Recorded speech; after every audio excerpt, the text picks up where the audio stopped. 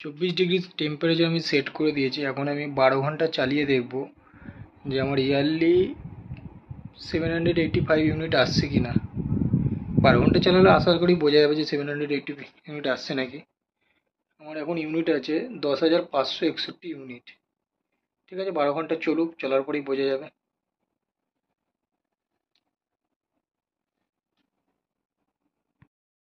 Guys, আমি 12 ঘন্টা AC চালানোর পর আমার ইউনিট উঠেছে 10,563.3, সামথিং। 12 ঘন্টা এসি চালানোর পর 1.6 ইউনিট আমার উঠেছে।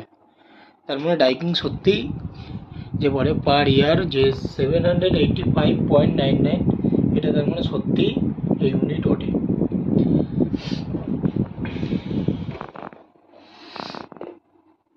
আমি 11:30 অন করেছিলাম, এখন আবার 11:45 বাজে।